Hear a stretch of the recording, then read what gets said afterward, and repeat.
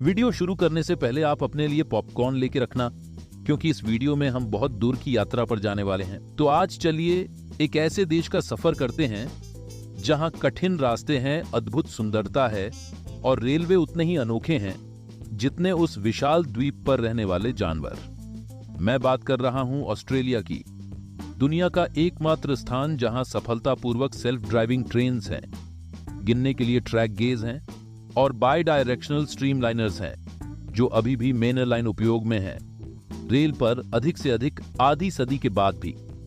जाहिर है ऑस्ट्रेलिया के रेलवे के बारे में इतनी जानकारी है कि उसे एक ही वीडियो में समेटना मुश्किल है, इसलिए कई चीजें छूट जाएंगी। फिर भी उम्मीद है कि अगले कुछ मिनटों में आपको इन अद्भुत रेलवे की एक झलक मिल पाएगी।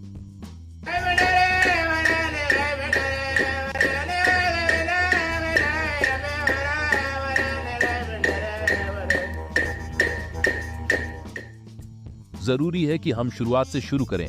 शुरू से ही ऑस्ट्रेलियन रेलवे काफी दिलचस्प रही है। ऑस्ट्रेलियन एग्रीकल्चरल कंपनी ने 10 दिसंबर 1831 को पहली रेल रोड का निर्माण किया। यह एक सरल ग्रेविटी पावर लाइन थी जो एक कोयले की खान की सेवा करता था। इस रेल रोड ने कास्ट आयरन फिशबेली रेल्स का इस्तेमाल किया, जो कास्ट आयरन के भुर्जिल स्वभाव के कारण मेंटेन करना एकदम नाइटमेयर था, और इसके अंत में यह 3 कोयले की खान में काम में लिया जाता था। 23 सालों तक ग्रेविटी और हॉर्स ड्राउन रेलवे ही कॉलोनियों के पास थी, क्योंकि 1874 तक ऑस्ट्रेलिया को उसका पहला लोकोमोटिव मिला नहीं था। यह सिर्फ 10 हफ्तों में बनाया गया, क्योंकि इंग्लैंड से आने वाले लोकोमोटिव्स को आने में बहुत समय लग रहा था, और यह सदी का पहला लोकोमोटिव भी था। मेलबोर्न से काम करते हुए यह इंजन फ्लिंडर्स स्ट्रीट स्टेशन और सैंडरिज के बीच ब्रॉड गेज ट्रैक पर सिर्फ 2 मील की दूरी पर यात्री और फ्रेट को खींचता था। आश्चर्यजनक रूप से ट्रैक गेज ऑस्ट्रेलिया के लिए एक बार बार आने वाला मुद्दा लगता है। शुरुआत में कॉलोनियों को गहराई से जोड़ने में ज्यादा रुचि नहीं थी, क्योंकि ब्रिटेन उस समय ऑस्ट्रेलिया को सबसे प्रॉफिटेबल स्थान नहीं मानता था, और चूंकि सभी कॉलोनियों एकजुट नहीं थे, उन्होंने अलग अलग गेज का चयन किया।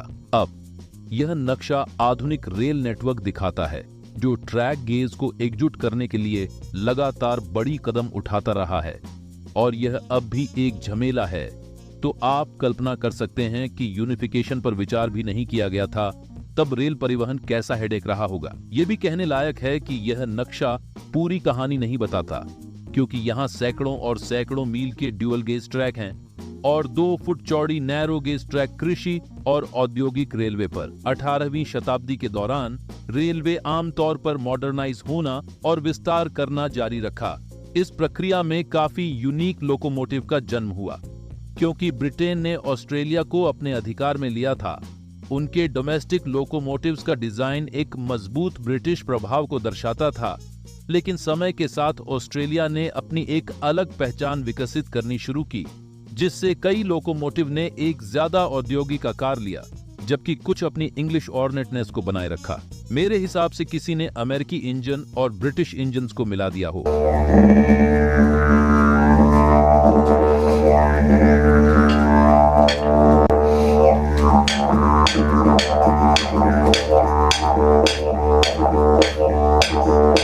अगला बड़ा कदम ऑस्ट्रेलियन रेलवे में 1917 में आया, जब ट्रांस ऑस्ट्रेलियन रेलवे का निर्माण पूरा हुआ, जो मूल रूप का ही वर्जन है 1901 में सभी कॉलोनियों का फेडरेशन होने के थोड़ी देर बाद पोर्ट अगस्ता और कलगुरली को जोड़ने वाला एक रेल रोड सरकार द्वारा मंजूर किया गया, और जल्द ही खतरनाक सुनसान नूलारबोर प्लेन के माध्यम से एक मार्ग तय किया गया। 5 साल तक लगभग 1000 मील लंबी दूरी को धीरे धीरे रेल लाइन बिछाई। यह काम तब धीमा पड़ गए जब विश्व युद्ध के दौरान मटेरियल कम हो गया था। लाइन के पूर्व और पश्चिम हिस्से में 17 अक्टूबर 1917 को मिले। शुरुआत में इस रेल रोड ने इस छोटे रेगिस्तान बसने में बहुत व्यापार लाया, लेकिन अंततः इसने इसे बर्बाद कर दिया। देखिए, यहाँ एक प्रॉब्लम था, जहाँ एबोरिजिनल्स बसने वाले और यात्री ताजा पानी लेते थे, लेकिन स्टीम ट्रेन्स को भी ताजा पानी चाहिए। तो रेल रोड ने कुछ सालों में इस छोटे तालाब को शाब्दिक रूप से सूखा दिया। इस लाइन का पूरा होना क्रॉस कंट्री यात्रा का समय पूरी 2 दिन कम कर दिया। शिपिंग इंडस्ट्री से भारी मात्रा में व्यापार हुआ और ट्रांसकॉन्टिनेंटल यात्रा को भी ज्यादा सुरक्षित बनाया, क्योंकि रेल रोड ने कठोर ग्रेट ऑस्ट्रेलियन बाइट को बाईपास करने की अनुमति दी। ट्रांस ऑस्ट्रेलियन रेलवे दुनिया की सबसे लंबी सीधी रेल ट्रैक है, जो 277 मील लंबी है। अमेरिका के ट्रांसकॉन्स की तरह नहीं, ट्रांस ऑस्ट्रेलियन रेलवे आज भी लग्जरी पैसेंजर ट्रेन का घर है। पहला था ग्रेट वेस्टर्न एक्सप्रेस, लेकिन आज इसे इंडियन पैसिफिक के नाम से जाना जाता है। और आपके पास दिघान भी है।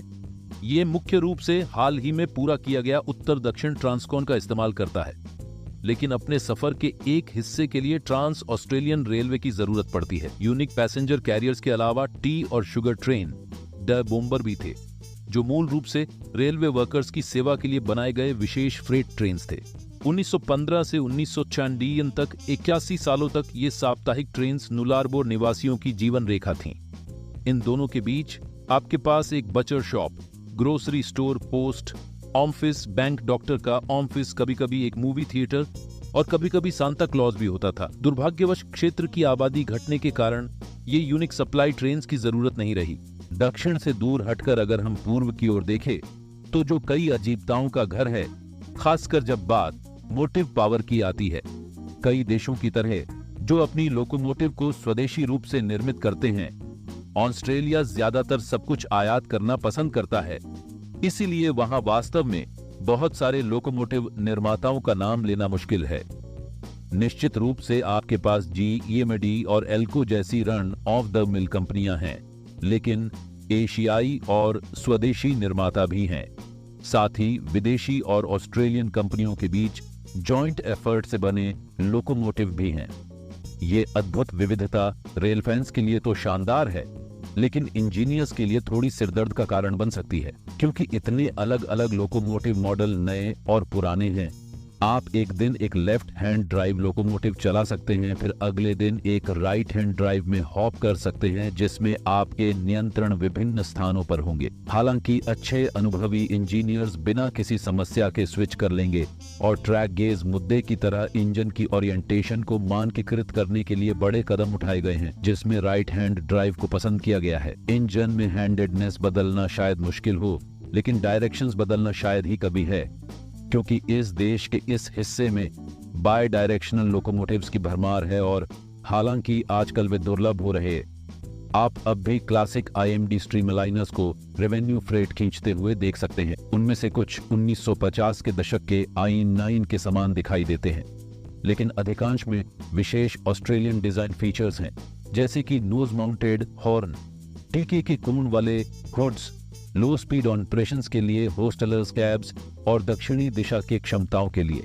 अजीब बात यह है कि विक्टोरिया रेलवे के स्ट्रीमलाइनर्स का एक अच्छा हिस्सा बिल्कुल वही रंग का है जो लंबे समय से बंद ईरी रेलवे को किया था। और यदि यह सफिशिएंट नहीं है तो विक्टोरिया में एक हेरिटेज रेल रोड है, जिसे स्टीम रेल कहते हैं, जो एक ईएमडी टी क्लास को ईरी रंगों में और नोज पर मॉडिफाइड सांता फे लोगो के साथ रखता है। ऑस्ट्रेलिया पुरानी मोटिव पावर का इस्तेमाल इसलिए कर सकता है क्योंकि उनके इमिशन कानून बहुत ही ढीले हैं, और वैसे भी अगर कुछ टूटा नहीं है तो इसे ठीक मत करो। इसीलिए आपको देश के अधिकारी मार्गों पर बिखरे हुए सर्च लाइट सिग्नल भी मिलेंगे। ऑस्ट्रेलिया का काफी हिस्सा अत्यंत दूरस्थ है, इसलिए ट्रेन क्रू जो अनेक कम्युनिकेशंस के लिए आपके पास रेडियो होता है, जैसा कि सभी रेलवे में होता है, लेकिन कुछ कंपनियां क्रूज को स्मार्टफोन देना पसंद करती हैं।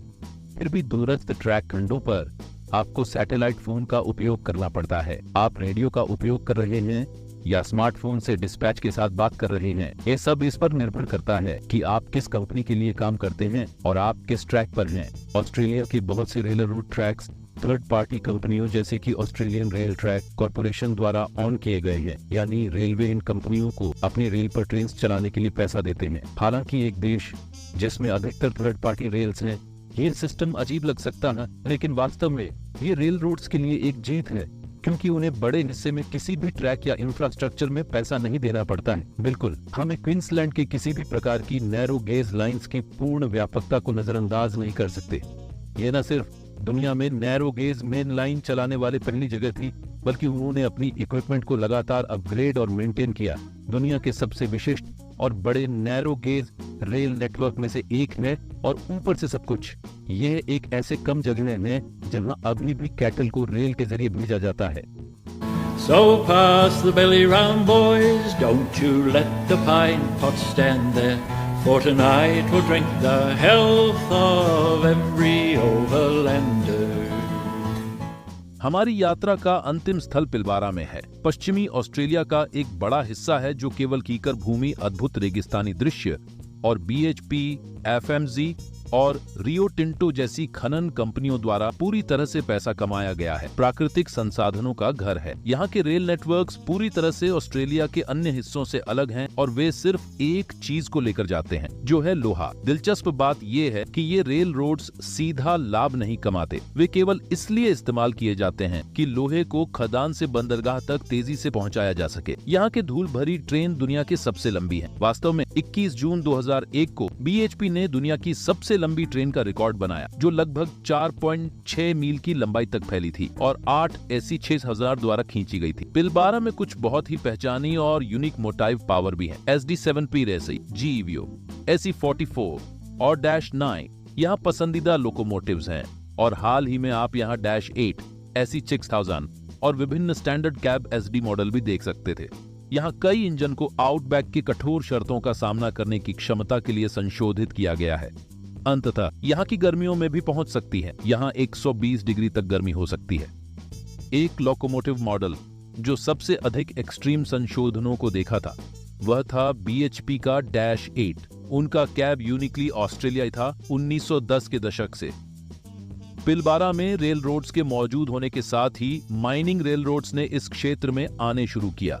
माइनिंग रेल रोड्स के बारे में बात करते हुए रियो टिंटो के दुनिया भर में मशहूर बिना ड्राइवर के ट्रेनों का जिक्र किए बिना बात अधूरी है। यह बात पर बहुत सारे विवाद हैं और यह बात सही भी है। 1 करोड़ पाउंड की एक रेलवे जो कि रेगिस्तान में तेजी से आगे बढ़ रही है और कोई भी रेलवे पर देखभाल के लिए नहीं है, लेकिन याद रखें कि यह पिलबारा की बात हो रही है। यहाँ बिल्कुल कुछ भी नहीं है, कुछ भी रेलवे से टकराने के लिए नहीं है और कुछ भी नुकसान पहुँचाने के लिए नहीं है, केवल ट्रैक्स है। लेकिन इस रेगिस्तान में किसी क्रू के लिए काफी खतरनाक हो सकता है। अगर किसी को मेडिकल इमरजेंसी हो जाए तो मदद घंटों दूर हो सकती है और क्रू के रहने और खाने के लिए कुछ नहीं हो सकता था क्योंकि दूरियां बहुत लंबी थी। वैसे भी ऑस्ट्रेलिया आबादी इतनी कम है, इसलिए रेल कंपनियां ड्राइवरलेस ट्रेनों का उपयोग करके रेल रोड वास्तव में सुरक्षा को बढ़ा रहे हैं, जबकि साथ ही खर्च को भी कम कर रहे हैं। और ये पूरी तरह से बिना देखभाल के नहीं चलती, इसे दूर से नजर रखी जाती थी। अब तक ये लार्जर थैन लाइफ रोबोट काफी सफल रहे हैं। उनका स्वतंत्र तकनीकी ने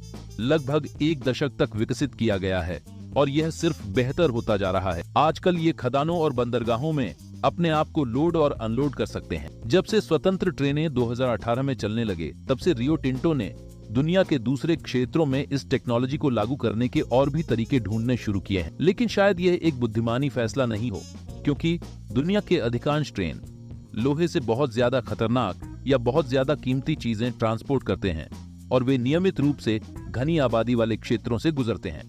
मैं यकीन दिलाता हूं कि इस ड्राइवरलेस टेक्नोलॉजी के कुछ सुरक्षित जगह पर उपयोग है। दुनिया के दूसरे क्षेत्रों में अभी ये भरोसेमंद नहीं है, पर धीरे धीरे ड्राइवरलेस रेलवे सभी जगह उपयोगी होगी, परंतु अभी बहुत समय बाद होगी। Singing to rely at a day. Oh, we're bound for Botany Bay.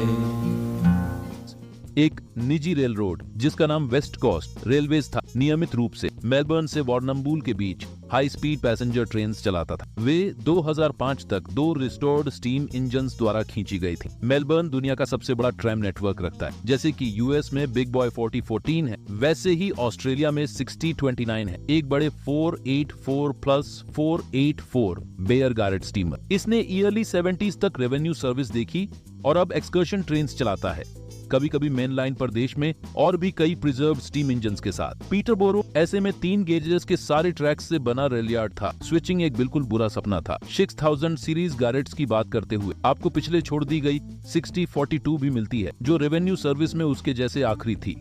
उसके इस खेत में पहुंचने की कहानी काफी अविश्वसनीय है। शुरुआत में उसका हिस्सा प्रेजर्वेशन टूरिस्ट रेल रोड में था, जो लैकलन विंटेज वैली के नाम से था। उसे यहाँ लाने के लिए फोर्ब्स, न्यू साउथ वेल्स के गलियों में ट्रैक लीप फ्रॉग स्टाइल से रखा गया था। 1642 अपने आप को यहाँ तक स्टीम से चली गई, लेकिन उसका आग बुझाने के बाद प्रोजेक्ट के लिए फंडिंग भी बंद हो गई और तब से वहीं पर है। तैस्मेनिया में सभी नैरो गेज लाइंस हैं और 1836 से लगभग 1870 के दशक तक ये द्वीप एक 5 मील लंबी कन्विक्ट पावर ट्रैमवे का घर था। कैदियों को ऑकवुड से तारन्ना के बीच फ्रेट और लोगों को ले जाने वाले कार्ट्स को धकेलना पड़ता था, लेकिन यह लाइन ईगलहॉक नेक तक भी जा सकती थी। इससे बड़े हिसाब से यह ऑस्ट्रेलिया का पहला ट्रैमवे माना जाता है। मैं यह कह सकता हूँ कि नीचे की जमीन में कुछ सबसे अनोखे रेल रोड्स हैं और मुझे कभी यहाँ जाना है। फिर से मुझे पता है कि बहुत सारी चीजें हैं जो छोड़ दी गई थी, इसलिए अगर आपके पास ऑस्ट्रेलिया के रेल रोड्स के बारे में कोई दिलचस्प जानकारी है जो यहाँ तो जिक्र नहीं की गई है और इस वीडियो में विस्तारित की जा सकती थी, तो कृपया कमेंट्स में हमें उसके बारे में बताएं। फिर मिलेंगे बहुत जल्दी नए वीडियो में।